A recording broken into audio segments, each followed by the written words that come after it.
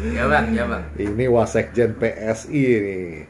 Kita mau ngobrol apa ya? Soal pupuk deh hari ini ya. Pupuk. Pupuk. Oke. Gimana bang? Gimana? Pupuk masalahnya yang seperti Mas Nanang selalu cerita apa sih sebetulnya pupuk? Banyak, Banyak ini. banyak. Baik, pertama pupuk itu masalah ketersediaan, masalah stok. Jadi, stok pupuk kita itu memang tidak terlalu banyak dibandingkan dengan luas hamparannya. Berapa kebutuhan pupuk kita sebetulnya? Ya, kita bayangkan aja lah, sesuai data BPS itu untuk padi saja itu 10,61 juta hektar lahan. Lahan. Per hektarnya kita butuh 250 kilo atau seperempat ton ya, seperempat ton. Nah, jadi kebutuhan kita untuk satu musim tanam itu sekitar 2,5 juta ton. Jadi kalau satu tahun ada 3 musim, itu berarti kita butuh sekitar 7,5. ya 7,5 sampai 8 juta ton. Sementara produksi dari BUMN pupuk di se-Indonesia itu hanya sekitar 7.200.000-an. Jadi masih ada kekurangan sekitar 400.000 ton. Itu hanya untuk padi loh ya. Hanya untuk padi, belum komoditas atau Nah ya, itu tanaman hanya yang kalau lain. kita hitung dari lahan padinya, belum bawang merah, belum jagung, belum sayur-sayuran, itu untuk urea ya. Jadi Lah, udah pasti kurang, bukan.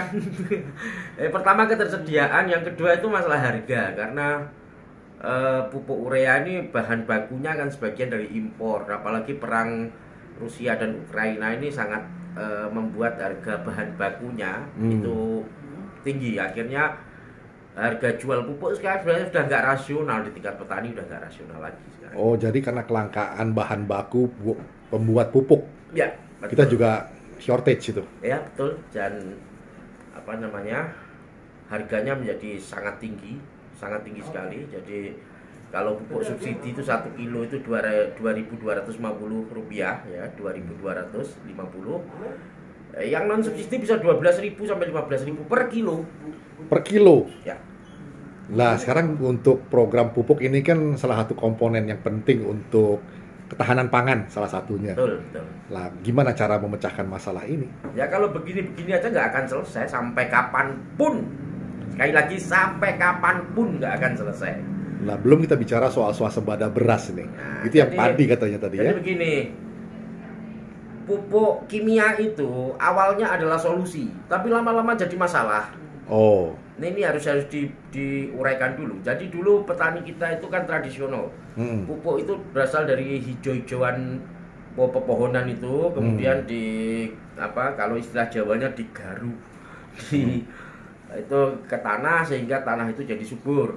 oke. Lalu karena adanya revolusi hijau, Green Revolution, kemudian pemerintah membuat pabrik-pabrik pupuk ya, mulai dari petrokimia tahun 77, lalu ada pupuk Kujang, pupuk Iskandar Muda, pupuk Kaltim. Nah, lalu digunakanlah pupuk kimia. Waktu Oh. itu hanya untuk mensosialisasikan pupuk kimia saja, sampai pemerintah tuh bikin satu program khusus namanya Bimas dan Insus. Dimas Insus pupuk kimia. Ya, jadi kemudian petani-petani semua pakai pupuk kimia, agar supaya petani bisa pakai pupuk kimia disubsidi sama pemerintah. Oh, Nah, jadi akhirnya petani pupuk kimia hasilnya bisa meledak, sehingga tahun 85 itu kita bisa swasembada beras. Padahal 77 kita itu pengimpor beras nomor 2 di dunia. oh, Tapi 85 kita swasembada beras sampai tahun 90.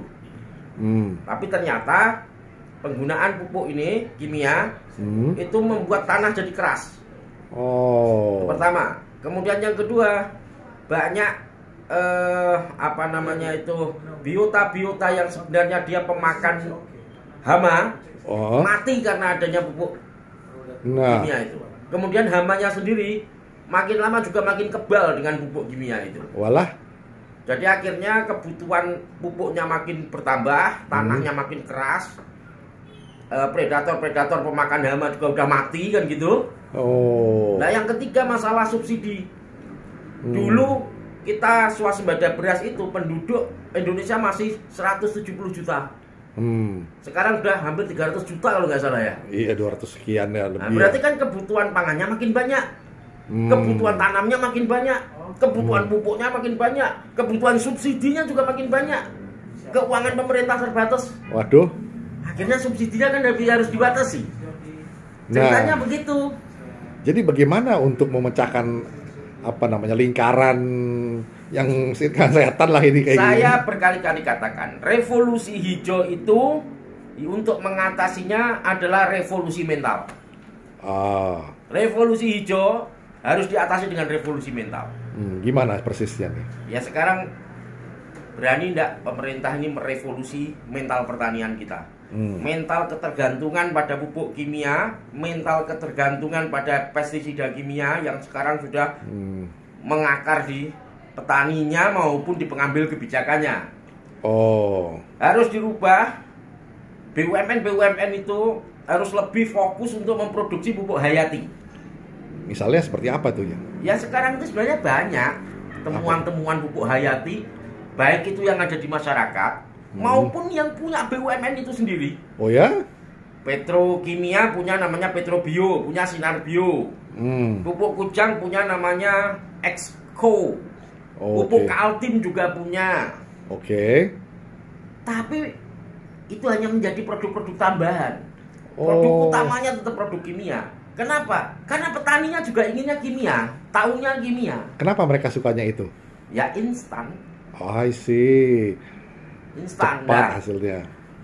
Pak Jokowi memerintahkan atau mencanangkan revolusi mental, bukan reformasi mental. Reformasi itu perubahan gradual, kalau revolusi itu perubahan radikal. Tinggal sekarang revolusinya di mana? Pertanian ini nggak ada. Nggak ada ya? Nggak ada. Lah jadi program-program seperti swasembada beras itu masih... Ya kalau sekarang gimana mau swasembada kita? Caranya seperti ini. Masih impor terus lama-lama kita. Jadi jawabannya revolusi mental, harus ada keberanian. BUMN mengurangi besar-besaran produk pupuk kimia, tapi mengambil produk-produk pupuk hayati itu diproduksi secara massal.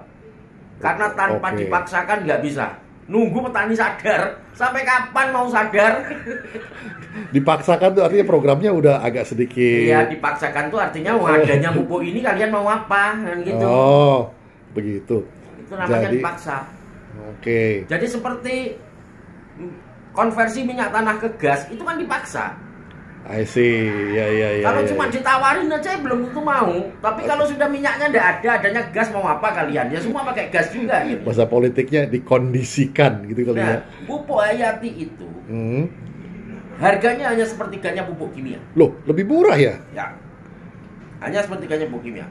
Pupuk hayati itu kalau dengan pupuk kimia 1 hektar tanah itu mungkin butuh pupuk itu sampai ya katakan bisa makan uang 2 juta, 3 juta atau 5 juta. Pakai pupuk hayati mungkin 1 juta cukup. Sepertiganya memang ya. Wah. Sehingga kalau itu dilakukan, ongkos produksi bisa turun. Jadi saya cukup signifikan ya. Iya, pupuk hayati paling 10.000 per kilo. Kebutuhannya dengan pupuk hayati itu 1 hektar paling 50 kilo. Komponen impornya ada nggak? Nggak ada dong, pupuk hayati. Kita hayati kan kaya. Nah kalau 10.000 kali 50, nah itu kan paling berapa tuh? 500.000 ya? Iya.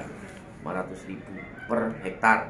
Jadi kalau 10,61 juta hektar berarti sekitar uang 5 triliun ya, 5 triliun untuk pupuk hayati. Padahal subsidi pupuk kita 25 triliun.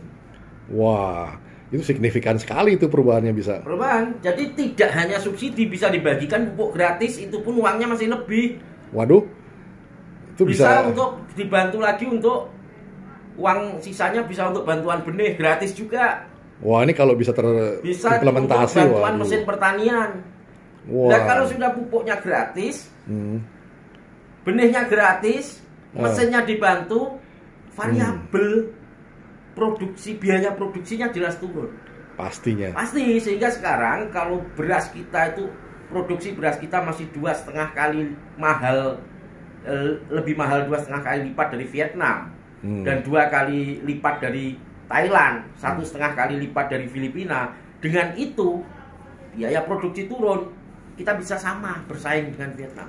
Jadi selama ini kendalanya apa sih beralih ke produk pupuk hayati itu? Tidak ada keberanian dari pemegang kebijakan untuk melakukan revolusi mental. Oke, bersama Nanang Priyo Utomo, Wasekjen PSI.